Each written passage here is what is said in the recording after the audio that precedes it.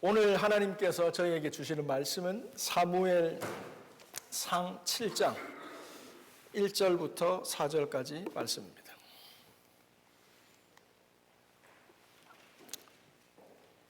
제가 봉독해 올립니다. 기럇 여하림 사람들이 와서 여호와의 궤를 옮겨 산에 사는 아비나답의 집에 들여놓고 그 아들 엘리아사를 거룩히 구별하여 여호와의 궤를 지키게 하였더니 궤가 기럇 여하림에 들어간 날부터 20년 동안을 오래 있은지라. 이스라엘 온 족속이 여호와를 사모하니라. 사무엘이 이스라엘 온 족속에게 일러 가로되 너희가 전심으로 여호와께 돌아오려거든 이방 신들과 아스다롯을 너희 중에서 제하고 너희 마음을 여호와께로 향하여 그만 섬기라. 너희를 블레셋 사람의 손에서 건져내시리라. 이에 이스라엘 자손이 바알들과 아스다롯을 제하고 여호와만 섬기더라. 아멘. 살아계신 하나님의 말씀입니다. 아멘.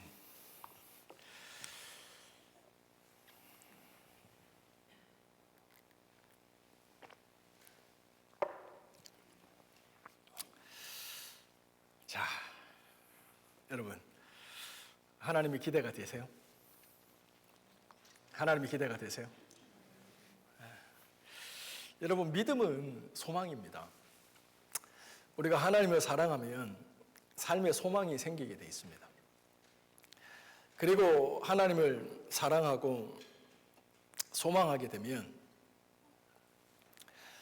우리가 하나님께서 우리들의 삶에 행하시는 것들을 잘 보고 열매 맺으며 살아가게 돼 있어요. 우리 신앙에서 열매라고 하는 건 되게 중요해요. 정직해요. 콩을 심으면 콩이 나잖아요. 팥을 심으면 팥이 나요. 예수 믿는 사람들에게는 콩을 심었는데 팥이 나고 예수 안 믿는 사람들에게는 그렇지 않은 게 아니에요. 열매는 중요해요. 우리가 하나님을 사랑하고 하나님이 주시는 삶의 소망을 가지고 살아가면 같이 따라합시다. 열매 맺는 삶을 살아갈 수 있다. 그러므로 열매는 우리들의 노동으로 되는 게 아니에요. 영적 원리를 말씀드리는 거예요. 열매는 하나님을 사랑하면 하나님의 사랑 안에 있는 소망을 품고 살아가면 맺혀지는 거예요. 우리가 맺는 게 아니라 맺혀지는 거예요. 그러므로 내 것이 아니라 하나님의 것인 거예요. 그러면 내 삶에 하나님이 맺으신 그 열매를 가지고 우리는 뭐해요? 내 이웃을 사랑하며 사는 거예요. 그래서 우리들의 열매를 맛보고 우리 주변에 아직 예수 믿지 않고 하나님을 모르는 사람들이 그 열매를 맛보고 그 열매가 어떻게 맺어지는지를 궁금해하기 시작하고 그 열매 맺는 삶을 살고자 그들을 하나님께서 흔드시죠. 도전하시죠. 그러면서 집사님, 저도 예수 믿을래요. 저도 집사님 교회 한번 가볼래요. 라고 하는 삶의 전도가 일어나게 되는 거예요. 지난 1월 달 동안 우리는 이제 제가 한 달도 부족하지만 올 한 해 주요 다이렉션에 대해서 여러분에게 나눴습니다. 킹덤 컬처를 만들어 간다. 가정에서부터 교회와 함께. 그래서 이것들을 만들어감에 있어서 우리가 기억해야 될 중요한 것들을 계속 나눠드리고 있습니다, 여러분들. 그래서 여러분들이 이것들을 계속 잊지 마시고 올해는 하나님께서 일을 내신다. 킹덤 컬처를 만들어 가신다. 하나님의 나라를 만들어 가신다. 가정에서부터. 이런 소망을 가지고 살았으면 좋겠어요. 그러면서 어떻게 시작할 거냐? Back to basic. 기본에서부터 시작해야 된다. 그 기본이 뭐냐라고 쭉 얘기하다가 결국 어디까지 흘러왔냐면 예배까지 흘러왔습니다. 예배는 기본 중에 기본이죠. 여러분들이 아시는 것처럼 하나님께서 이스라엘 백성을 구원하신 목적이 예배자로 사는 거였잖아요. 근데 우리가 예배 이러면 사실 10명에 모이면 성경을 다 아시는 분들인데도 예배에 대한 얘기들이 10가지가 나올 수 있어요. 그래서 그 다양한 어떤 면도 있지만 성경이 이제 예배에 대해서 얘기하는 것들을 저희들이 정확히 알 필요가 있거든요. 그래서 구원받은 성도들은 그 어떤 삶을 살아가야 되냐면 예배 중심적인 삶을 살아가야 되는 거예요. 네. 센터, 포인트가 예배의 자리죠. 자, 그림을 한번 볼게요. 여러분, 이게 뭐죠? 그 이스라엘 백성이 홍해를 건너는 사건입니다. 아브라함 때부터 시작된 믿음이 있었죠. 근데 그거는 사실 정확하게 얘기해서 기독교는 아닙니다. 유대교죠. 근데 그 유대교, 하나님을 불호도하게 믿는 그 이스라엘 백성들을 하나님께서 그야말로 자기 백성으로 새롭게 시작하시는 그 시점에 어떤 사건이 있었냐면 홍해가 있습니다. 홍해사. 이스라엘에서 종되어 살던 사람을 하나님께서 구원하시죠. 10가지 기적을 통해서 구원하시죠. 그리고 하나님이 결정적으로 하나님을 잘 따라왔어요. 기적을 경험하며 살았어요. 근데 말씀 따라 딱 와보니까 뭐예요? 막다른 골목인 거예요. 그래서 하나님을 잘 모를 때 착각해요. 예수 믿으면 손해보네. 하나님 이루시려고 나를 그 애굽에서 살았나? 차라리 그때가 낫다라고 하는 후회가 찾아올 때가 있어요. 홍해가 가로막힌 겁니다. 그때 하나님의 본 게임이 일어납니다. 그 홍해가 갈라지는 거죠. 그래서 이스라엘 백성은 홍해를 마른 땅과 같이 건넙니다. 이 홍해 사건이 이스라엘 백성의 신앙에서 왜 중요하냐면 이게 시작점이기 때문에 그래요. 그래서 사도 바울은 고린도전서 10장인가요? 거기서 이 홍해 사건을 어떻게 얘기를 하냐면 형제들아 너희가 알지 못하기를 내가 원치 아니하노니 우리 조상들이 다 구름 아래 있고 바다 가운데로 지나며 모세에게 속하여 구름과 바다에서 뭐요? 물 세례를 받은 사건이라고 바울은 해석하고 있습니다. 여기 세례 다 받으셨죠? 세례가 시작입니다. 내가 예수께서 나를 위해서 죽으셨다는 사실을 믿고 내가 물 안에 침례가 됐건 뿌리는 세례가 됐건 그 물이 내 몸을 타고 흐르고 내가 물 속으로 들어갈 때 어떤 사건이 있었냐면 나는 이제 죽었다는 겁니다. 그리고 물에서 다시 나올 때 나는 고백하는 거예요. 내가 그리스도와 함께 죽었고 이제는 그리스도와 함께 살았다. New beginning. 새로운 시작을 얘기하는 거예요. 그래서 바울은 이 홍해 사건을 물세례의 사건으로 해석을 하고 있습니다. 다 같은 신령한 식물을 먹으며 만나를 얘기하는 거예요. 다 같은 신령한 음료를 마시며 하나님이 반석에서 물이 솟아나게 하셨죠. 저희를 따르는 신령한 반석으로부터 물이 났는데 그 반석은 그리스도라. 이제는 주님께서 공급해 주시는 삶으로 살아가는 삶이 시작되는 거예요. 이게 광야예요. 하나님이 이스라엘 백성을 광야로 인도하신 것은 이제는 하나님이 공급해 주시는 삶으로 새로운 삶을 시작하게 하는 거예요. 이게 그들의 인생의 하나님 백성의 시작점이에요. 만물이 그에게로부터 나오고 그로 말미암고 그에게로 돌아갑니다. 그렇죠? 이게 시작이 되는 거죠. 그래서 이렇게 하나님께서 이스라엘 백성을 광야로 인도하셨는데 왜 그들을 광야로 인도하셨느냐? 우리가 아는 것처럼 뭐요? 나의 백성을 보내라. 그들이 광야에서 나를 섬길 것이라. 내게 제사를 할 것이라. 내게 예배를 할 것이라. 그러므로 홍해를 걷는 그 믿음의 사람들에 있어서 삶의 핵심은 뭐냐면 예배인 거예요. 예배 중심적인 삶이라는 거예요. 근데 구약 성경을 보면 이 예배에 대한 힌트가 나오는데 그냥 뭐 예배 드리라는 게 아니라 이게 광야의 삶이거든요. 이게 이스라엘 광야예요. 저는 성지순례 아직 가보지 않았지만 이게 이스라엘 땅이고 고대 이스라엘 민족이 아니라 성지순례 하시는 분들이에요. 그 광야에서 그분들이 그 땅을 결구면서 하나님이 우리를 구원하신 목적이라서 생각하는 거예요. 저 마른 땅에서 예배자로 살아가는 훈련을 하는 거예요. 그런데 센터 포인트가 있어요. 내 백성으로 하여금 광야로 보내라. 거기서 뭐요? 예배하게 하라는 거죠. 근데 광야의 센터 포인트를 두시는데 그게 뭐다? 언약궤예요. 무슨 말이냐면 이스라엘 백성이 출애굽한 다음에 광야를 가잖아요. 근데 오합지졸로 막 이렇게 가는 게 아니에요. 이렇게 가는 게 아니라 포메이션이 있어요. 이스라엘의 12지파가 3지파씩 동서남북으로 포메이션을 가집니다. 그리고 이스라엘에서 앞쪽은 서쪽입니다. 이스라엘이 전진한다라고 하면 서쪽으로 가는 거예요. 후퇴하고 너희가 믿음의 후진을 한다라고 하면 동쪽으로 가는 거예요. 그러니까 성경에서 동쪽으로 갔다는 의미는 하나님의 뜻으로 반대로 갔다는 뜻으로 해석하면 돼요. 에덴의 동쪽으로 쫓겨났다 이 말은 하나님의 심판을 받았다는 거예요. 뒤로 물러났다는 거예요. 이스라엘 백성은 서쪽을 향해서 가는데 3지파씩. 그런데 가운데 하나님을 섬기는 지성소가 있죠. 그렇죠? 그래서 그 안에 하나님의 성소가 중심이 된 채 이게 멈추고 있을 때예요. 그리고 하나님이 Let's go! 하고 구름 기둥이 떠오르잖아요. 포메이션이 바뀌어요. 하지만 중요한 건 언약궤가 앞서가요. 그리고 12지파가 뒤에 따라가면서 하나님 중심적으로 가는 거예요. 이건 뭘 보여주냐면 예배자의 삶에서 패턴이 있는 거예요. 그게 예배 중심적 삶을 보여주고 있는 거예요. 그래서 여러분이 잘 아시는 그림인데,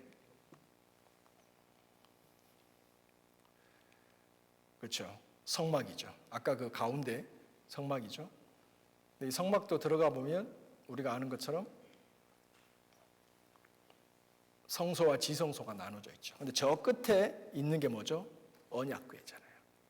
그러니까 너희가 이사야 시대 예배와 말라기 시대 예배를 살펴봤는데 저기 마당만 밟고 가지 말고 지성소까지 들어오는 대제사장만이 가잖아요.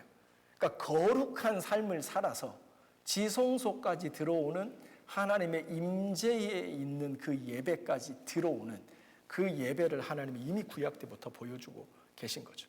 이게 예배 중심적인 삶을 보여주고 있는 겁니다. 자, 우리가 읽고 있는 사무엘로 돌아와서 이렇게 하나님 중심적으로 산다, 예배 중심적으로 산다는 삶은 뭐냐면 구약의 이제 개념으로 얘기를 해서 언약궤 중심적으로 사는 거예요. 하나님의 임재 중심으로 사는 거예요. 근데 사무엘서 6장인가요? 우리가 큐티 지금 사무엘 하고 있는데 블레셋과 전쟁을 하잖아요. 전쟁을 하는데 이스라엘이 블레셋과의 전쟁에서 1차 전쟁에서 져요. 그랬더니 이 1차 전쟁에서 진 다음에 곧바로 하나님의 언약궤를 가져오라고 얘기를 하죠. 그래서 블레셋과 2차전을 펼칩니다. 1차전과 2차전의 차이점은 뭐예요? 1차전에는 하나님의 언약궤가 없이 자기들의 군사력과 지혜로 싸운 거예요. 근데 두 번째 할 때는 졌기 때문에 하나님의 임재를 나타내는 언약궤를 가지고 전쟁을 합니다. 그런데도 어떡하죠? 지잖아요. 그래서 그 결과 하나님의 언약궤가 뺏깁니다. 그래서 블레셋이 하나님의 언약궤를 빼앗아 가서 어디로 가죠? 아스돗, 아스글론, 가드, 에글론. 이게 블레셋 지역이거든요. 그곳으로 하나님의 언약궤를 옮겨 다니는 거죠. 빼앗긴 거예요. 그걸 우리가 지금 큐티로 쭉 살펴봤던 내용이에요. 근데 여러분이 이 내용을 큐티 하시면서 한 가지를 잘 기억해야 되는데, 이스라엘 백성이 블레셋과의 전쟁에서 졌잖아요. 근데 하나님의 언약궤가 블레셋 땅으로 이렇게 빼앗겨 간 다음에 무슨 일이 있었냐면 그때부터는 하나님이 혼자 싸우기 시작하시는 거예요. 그게 뭐죠? 다곤의 신상, 블레셋의 성전에다가 하나님의 언약궤를 놔뒀는데 자고 나보니까 그 다음에 이 다곤이라고 하는 블레셋의 신이 부러져 있는 거죠. 소위 죽어 있는 거예요. 이거 뭐지? 그러면서 무슨 일이 시작되냐면 블레셋 땅에 전염병이 돌기 시작하는 거예요. 이게 성경이 뭘 얘기하냐면 하나님이 혼자 싸우기 시작한다는 거예요. 여기서 우리가 기억할 건 하나님이 이스라엘 백성들하고 함께 싸우실 때는 이스라엘은 져요. 다시 말해서 이스라엘 백성이 언약궤와 함께 싸울 때는 져요. 그런데 이스라엘 백성이 그러니까 하나님의 언약궤가 이스라엘 백성 없이 블레셋과 전쟁할 때는 하나님이 이기고 다니는 거예요. 전염병이 돌았다, 다곤의 신상이 무너졌다, 이 말이 뭐냐면 하나님의 승리를 얘기를 하는 거예요. 여기서 우리는 간단하게 오늘 그 메인 포인트는 아닌데, 하나님이 누구시냐? 그분은 승리하시는 분이세요. 우리들의 삶에 하나님은 승리하시는 분이세요. 이스라엘 백성의 삶에 하나님은 누구시냐? 승리를 주시는 분이라 이 말이에요. 그런데 블레셋과의 전쟁을 할 때 그들은 패했거든요. 그 이유는 뭐냐면 하나님이 싸우지 않으신 거예요. 하나님의 언약궤 자체가 의미하는 바는 나무 상자 안에 만나와 메추라기와 십계명의 돌판과 아론의 쌍난 지팡이만 들어있잖아요. 객관적으로 보면 나무 상자 종교적 심볼에 지나지 않아요. 그거에 특별한 능력이 있는 게 아니에요. 그거 위에 그 역사 속에 그 스토리 속에 살아계신 하나님이 임재하사 역사하셨다는 거예요. 그 실제적인 하나님의 임재와 역사를 의미하는 거예요, 언약궤는. 그래서 그 역사를 관통해서 오늘날에도 하나님은 이전과 같이 내 삶에 앞장서셔서 어떤 원수의 공격에도 나를 지켜내시고 나를 승리케 하신다는 그 믿음으로 하나님의 역사하시는 거라 이 말이에요. 그런데 이스라엘 백성이 그럴 줄 알고 언약궤를 가져왔는데 그 언약궤를 모셔오고 전쟁을 했는데 졌잖아요. 왜 이런 일이 발생했느냐라는 거죠. 하나님이 혼자 빼앗겨서 블레셋 지역으로 옮겨 다니면서 7개월 동안을 아스다롯, 가드, 에스글론 이런 지역을 하나님이 언약궤 혼자 누비고 다니실 때는 그 나라를 블레셋을 휩쓸고 다니셨는데 오히려 이스라엘 백성과 함께 하나님이 하실 때는 왜 이런 승리가 아니라 그들에게는 패배가 있었냐 이 말이에요. 자, 여러분들, 그렇죠? 하나님의 언약궤가 빼앗겼죠. 그들의 삶에서 하나님의 임재가, 성령 하나님의 역사가 없어진 채 그냥 군사력만 의지하고 싸웠다는 거죠.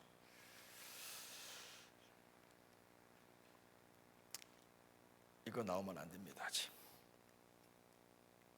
자, 그럼 여기서 여러분들 왜 이런 차이가 생겼을까요? 지금 질문 이해되세요? 질문 이해되세요?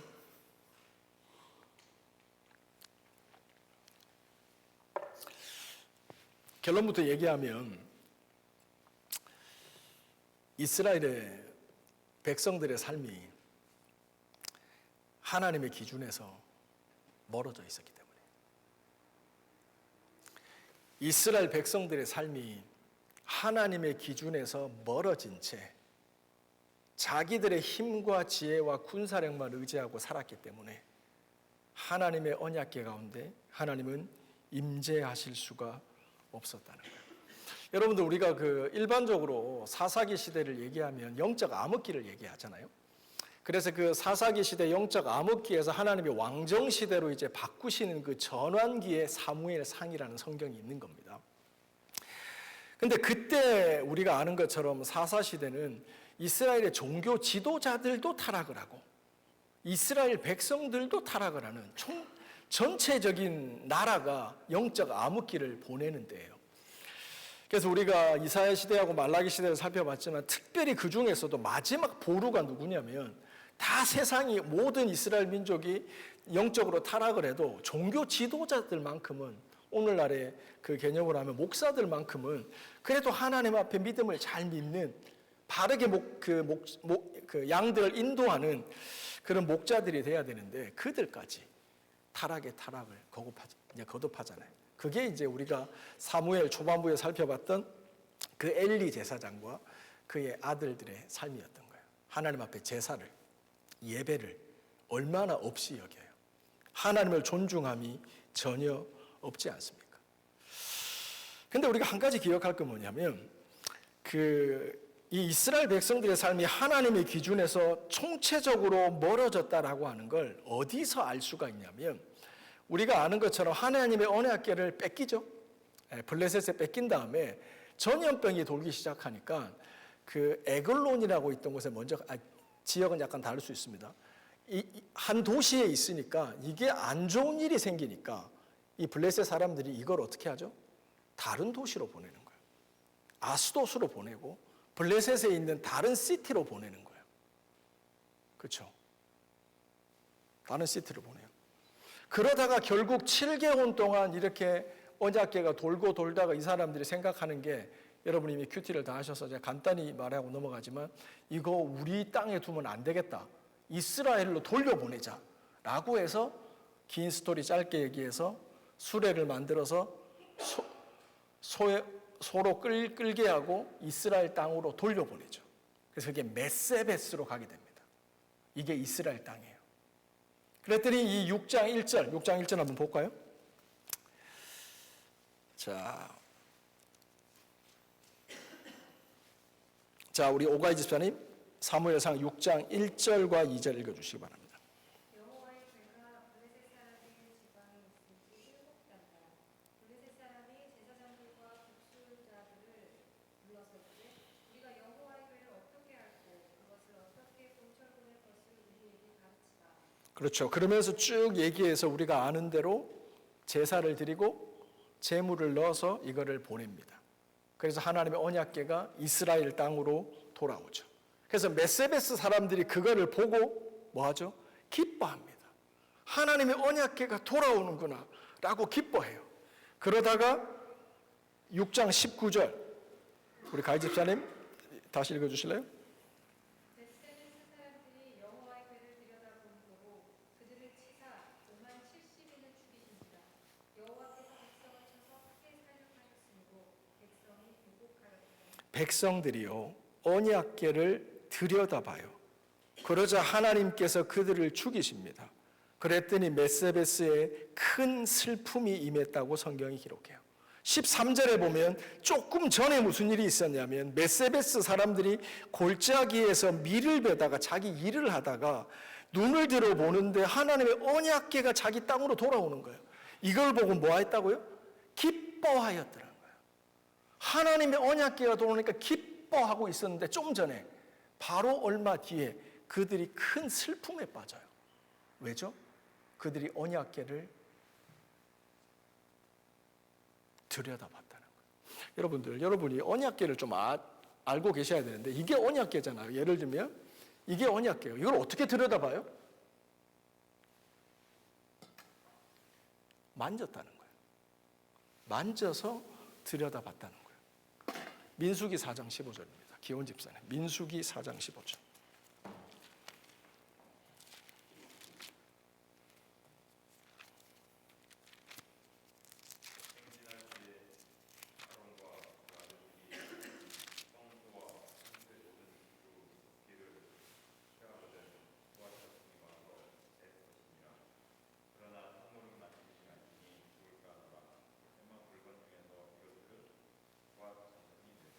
너희는 행진할 때 그 아들 아론과 그의 아들들이 성소에서 모든 기구를 덮고 준비가 됐으면 고핫 자손들이, 레위 자손들이에요. 그거 언약궤를 매라, 어깨에 매라. 수레에 실는 것이 아니라 어깨에 매라. 그러나 성물을 만지지 말라. 영어 성경에 You must not touch 라고 기록되어 있어요. 왜? 만지면 죽는다는 거예요. 이게 하나님의 기준이에요. 그런데 메세베스 사람들은 그 언약궤를 만지는 거예요. 이게 뭘 의미하냐면, 사사기 시대를 거치면서 이스라엘이라고 하는 물리적인 이스라엘 땅에 살아가지만 하나님의 백성들이 하나님의 언약궤를 어떻게 다뤄야 되는지에 대한 하나님의 기준에서 멀어졌다는 거예요. 하나님의 말씀이 기준이지 않았다는 거예요. 그러므로 그들은 하나님께서 그거 만지면 죽는다라고 얘기를 했는데 그냥 하나님의 말씀을 망각하고, 그렇죠? 망각하고 잊어버리고, 아니면, 그렇죠, 망각이나 잊어버리 똑같은 말인가요? 아니면 무시하고 그거를 만졌던 거죠. 그러니까 그 자리에서 여기 70명, 성경의 번역에 되면 여러 가지가 있는데 하여튼 70명이 그 자리에서 즉사했다는 거예요. 여러분 이거 보면서 여러분들 어떤 성경의 사건이 떠오르세요?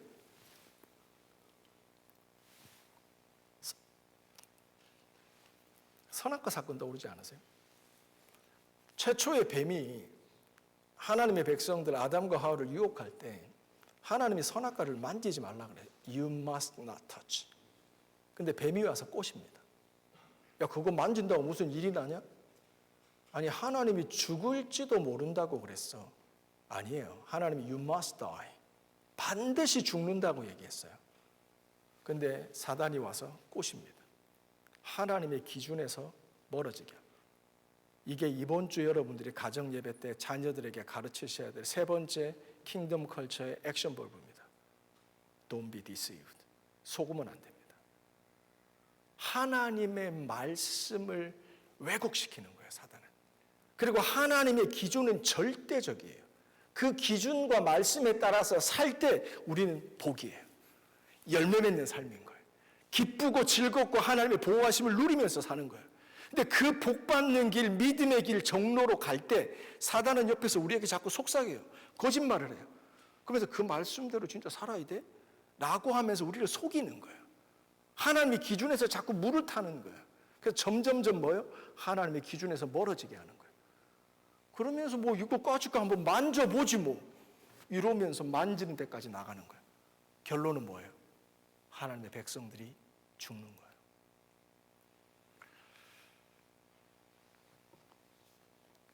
근데 더 어마어마한 메시지는 뭐냐면 자기들이 잘못했잖아요. 그 다음에 리액션이에요. 어떻게 하죠? 메세베스 사람들이 70명이 죽었어요. 어떤 번역에 보면 5만 70명이 죽은 거예요. 말도 안 되는 큰 기쁨이 큰 비극으로 바뀐 거예요. 그리고 난 다음에 그들이 취한 해결책이 뭔지 아세요? 이것을 다른 시티로 보내자는 거예요. 기핫 여아립으로 보내자는 거예요. 이거는 올바른 해결책이 아닙니다. 이거를 성경은 뭐라고 얘기하냐면 회피입니다. 문제를 초래한 원인이 있는데 그것을 직면하는 것이 아니라 회피하는 겁니다. 안 듣는 겁니다. 안 보는 겁니다. 인정하지 않는 겁니다. 그리고 땅에 머리를 쳐박는 겁니다. 이게 타조의 비유에서 많이 나오는 거잖아요. 직면이 답입니다. 우리는 다 양 같아서 우리 생각대로 갈 수밖에 없습니다. 똑바로 12시요. 이게 24시간 되는 게 아닙니다. 우리는 조금씩 우리가 원하지 않지만 하나님의 기준에서 멀어져 갑니다. 근데 하나님의 사랑은 사건과 메시지와 메신저를 통해서 점점 하나님의 기준에서 멀어져 있는 우리를 발견하게 합니다. 그때 해결책은 뭐죠? 회피가 아니라 return, 회개입니다. 우리가 멀어진 그 길로 돌아가면 되는 거예요. 이건 쉬운 거예요. 이게 복음이에요. 이게 하나님의 사랑이에요. 근데 사단은 어떻게 해요? 회피하게 해요. 인정을 안 합니다. 막습니다. 감습니다. 그리고 점점 리턴이 아니라 그 길로 계속 가도록 내어 주는 거라 이 말이죠. 그래서 메세베스 사람들은 어떻게 하면 됐어요?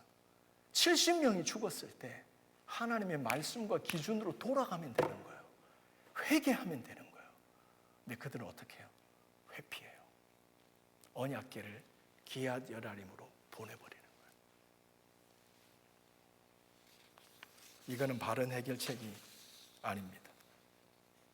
사랑하는 성도 여러분, 메세베스 사람들이 취해야 될 올바른 믿음의 리액션, 해법은 회피가 아니라 회개입니다. 오늘 7장 1절입니다. 우리 진경 집사님 사무엘상 7장 1절 이 맥락에서 메세베스 사람들은 하나님의 언약궤가 사실 여러분 나중에 이게 또 사무엘 하에 가서 나오지만 하나님의 언약궤를 보관하고 지키면 블레싱이 임하는 거예요. 근데 이 메세베스 사람들은 잠시의 비극 때문에 하나님의 축복을 발로 차버린 거예요. 그리고 세상의 축복을 선택한 거예요. 회피예요.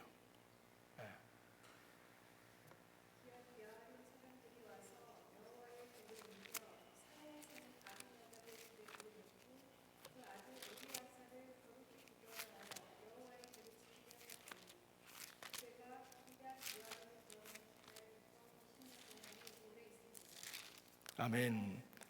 네, 감사합니다. 기앗 여아림 사람들이 여호와의 궤를 옮겨오죠. 메세베스에서 공을 이제 언약궤 가져가세요라고 회피합니다. 근데 할렐루야, 기앗 여아림 사람들이 받습니다. 그리고 어떻게 하죠?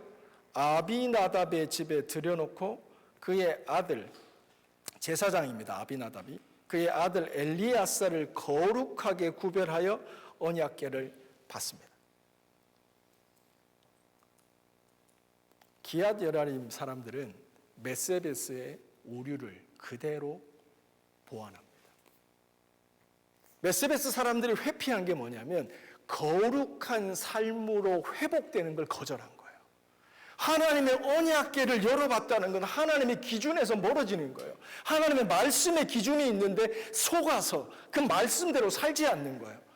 그거를 회개하고 이제 말씀으로 살면 되는데 그 언약궤를 하나님이 회개할 수 있는 그 기회를 기앗 여아림으로 토스해버린 거예요. 그런데 이 기앗 여아림 사람들은 봤죠. 그리고 이 언약궤가 뭘 의미하는지를 알아요. 거룩한 삶에 대한 하나님의 요청이라는 걸 알아요. 그래서 아비나답이라고 하는 제사장은 자기의 아들을 거룩하게 구별해요. 거룩한 삶을 시작하는 거예요. 그리고 20년 동안 그 언약궤를 기앗 여아림에 보관해요. 그 20년 동안 이 땅이 어찌했을지는 여러분의 상상에 맡길게요. 하나님의 복이 임했던 거예요. 여기서 한 가지 여러분들 얘기 생각해 봐야 돼요. 성경은 가끔씩 원래 히브리어 자체가 그래요. 단어나 지명에 하나님의 메시지가 이렇게 숨어 있을 때가 있거든요. 이 아비나답이 제사장이잖아요. 아버지예요. 근데 그의 아들 엘리아사를 구별시켜서 이제 언약궤를 지키는 거예요. 사사시대 메세베스 사람들이 하나님의 기준에서 멀어졌는데 이 기앗 여아림 사람들은 그렇지 않고 하나님의 기준에서 이 언약궤를 보관하는데 그 거룩함이 뭐였는지에 대해서 아비나답이라고 하는 히브리어 말이 뭐냐면 아비라는 게 이게 똑같아요. 한국말하고 아버지예요. 나답, worthy is the father. 하나님은 아버지는 존귀하시다는 뜻이에요. 아비나답이. 메세베스 사람들이 놓치고 외면하고 하나님의 기준에서 멀어졌던 그 명백한 진리를 아비나답의 사람, 기앗 여아림의 사람들은 회복했는데 그게 뭐냐면 worthy is the father. 하나님은 존귀하다는 거예요. 하나님을 존중히 여기는 것을 회복해요. 그게 뭐예요? 거룩한 삶이에요. 그리고 그 아버지 아비나답이 자기 아들을 거룩하게 구별시켜서 아버지와 아들이 같이 하나님의 언약궤를 지키는 거예요. 가정에서부터. 이거는 제가 그냥 오늘 설교 포인트는 없는데 여러분에게 던져드릴게요. 묵상해 보세요. 이렇게 기앗 여아림에 보관되어 있던 언약궤가 나중에 다윗이 왕이 됐을 때 우리가 잘 아는 것처럼 다윗이 언약궤가 예루살렘 성으로 돌아올 때 춤을 추잖아요. 그 바지 벗겨지고 난리하는 해프닝 알고 계시잖아요. 지금 다윗이 등장도 안 했습니다. 지금 사울이 등장도 안 했습니다. 사울이 이스라엘에 40년을 다 이제 그 다스리십니다. 대략 70년, 80년 후에 이 언약궤가 예루살렘 성으로 들어가는 거예요. 근데 여기 보면 언약궤가 몇 년 동안 거기 있었다고요? 20년이 있죠. 나머지 50년은 뭐냐는 거예요. 생각해 보세요. 여기에 우리가 왜 가정에서 믿음을 지켜야 되는지가 나와요. 오늘 큐티에 그렇게 한 시대를 사사시대에서 왕정시대로 바꾸고 어렸을 때부터 좋은 믿음의 습관을 통해서 이스라엘의 전무후무한 기도하면 다 응답되고 그가 살아있는 기간 동안에는 외부의 적들이 침략조차도 하지 못했던 강력한 믿음의 리더였던 사무엘, 그의 아들들이 나옵니다. 오늘 큐티 본문에. 근데 그 두 아들은 아버지의 길로 가지 않았더라. 우리가 왜 올해 가정에서부터 교회와 함께 믿음의 가정을 세워나가는 킹덤 컬처를 선포해야 되냐면, 이게 70년, 80년, 100년, 성경에는 뭐라 되어 있어요? 1000대까지 아니에요? 1000대까지 하나님이 믿음해 주시는 복이 흘러야 되는 거예요. 근데 이게 끊겨요. 20년 만에 끊겨버리는 거예요. 나머지 50년은 또 옛날로 돌아가는 거예요. 이거와 싸움인 거예요. 그게 가정에서부터 시작돼야 되는 거예요. 믿음의 공동체가 함께 가야 되는 거예요. 그래서 믿음의 부모가, 이게 보면 사무엘이 돼도 쉽지 않아요. 그래서 우리들의 영적 부모들이 결단을 하고 거룩한 삶을 결단해야 되는 거예요. 그래서 이 사무엘 7장, 아까 진경 집사님 계속 읽어주실래요? 2절부터 다시 읽어주십시오. 7장 2절.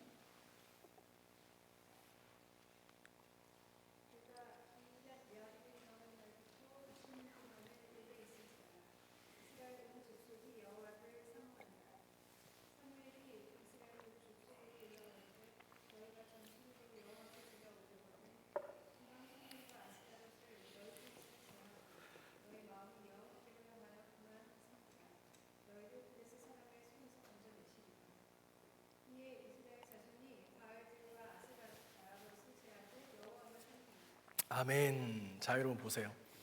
기앗 여아림에서 이런 일이 있은 다음에 사무엘이 미스바로 이스라엘 백성들을 다 소집합니다. 그리고 뭘 명령해요? 회피가 아니라 회개를 명령합니다. 하나님께로 돌아오라는 거예요. 여기 우리나라 번역에는 7장 2절 말씀에 이스라엘 온 족속이 여호와를 사모하니라 이렇게 돼 있죠. 근데 NIV 영어 성경을 보세요. Turn to the Lord. 하나님께 돌아갔다라고 기록되어 있어요. 이건 회개를 얘기하는, 방향 전환을 얘기하는 거예요. 그런데 여기서 이제 앞에 보세요, 여러분들. 이렇게 뭐죠? 언약궤를 다른 타운으로 보내는 게 아니라 이건 회피죠. 하나님께서 원하시는 건 이제 결론으로 갑니다. 뭐죠? 방향을 바꾸는 겁니다. 하나님께로 돌아가는 게, 일단 동의하시죠, 여러분들?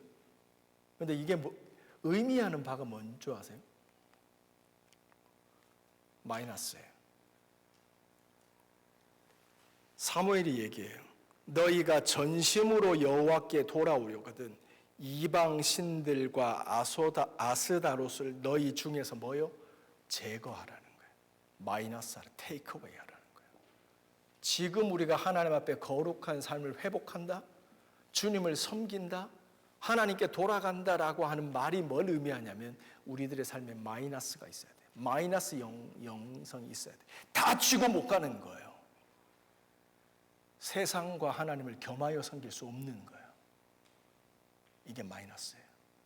이게 회개예요. 뭐가 빠져야 되는지를 아는 거예요. 이걸 미스바에서 사무엘은 외치는 거예요. 여호와만 섬기기 전에 뭐요? 아스다롯과 바알을 테이크어웨이, 빼라는 거예요. 겸하여 섬길 수가 없다는 거예요. 그렇죠? 이게 끝인가? 아, 끝이네. 이제 말씀 정리하겠습니다, 여러분들. 오늘 하나님께서는 이 성찬식이 있는 이 특별한 2월 첫 주, 2023년 하나님께서 우리 가운데 교회를 이끌어 가실 방향들을 같이 나누는 이 중요한 주일에 우리에게 주시는 메시지가 있습니다. 하나님은 우리에게 반드시 승리를 주시는 에베네셀의 하나님이십니다. 그런데 우리들 삶에 경험하는 실패와 비극이 있습니다. 그 원인이 뭡니까? 우리가 하나님의 기준에서 멀어졌기 때문에. 사단이 아담과 하와를 속여서 하나님의 말씀을 왜곡하여 자기 생각대로 살도록 그들을 종용하여서 결국 그들을 하나님의 기준에서 멀어지게 하고, 결국 그들이 범죄하였으나 회개하는 것이 아니라 회피하는 선택을 하게 합니다. 귀를 막고 눈을 막고 누구 탓하면서 하나님 앞에 돌아가지 못하게 하는 겁니다. 이스라엘 백성들은 하나님의 말씀을 망각했거나 하나님의 말씀을 무시하는 삶을 살았던 거죠. 그것을 메세베스 사람들은 잘 보여주었습니다. 그러나 기앗 여아림 사람들은 달랐습니다. Worthy is the Lamb, Father. 하나님을 존중히 여기는 삶으로 돌아왔던 겁니다. 그러기 위하여 그들의 삶에서 바알과 아스타롯을 제거했던 겁니다. 마이너스입니다. 던져버리고 벗어버리고 같이 가지고 못 간다는 겁니다. 욕심이 잉태한 즉 죄를 낳고, 죄가 잉태한 즉 사망을 낳는 겁니다. 이거는 영적 죽음을 의미합니다. 하나님이 우리를 향해서 베풀어 주신 그 어마어마한 하나님의 축복을 가로막는 거죠. 왜냐하면 잘못된 길로 가기 위해서. 그래서 사무엘은 이스라엘 백성들에게 얘기합니다. 거룩한 삶을 결단해라. 그리고 이 하나님 여호와 하나님께로 돌아와라 라고 얘기하는 겁니다. 사랑하는 성도 여러분, 하나님께서는 우리에게 말씀하십니다. 오늘 주신 말씀 각자 하나님 앞에 돌아보면서 주신 메시지 기록하는 시간 가졌으면 좋겠습니다.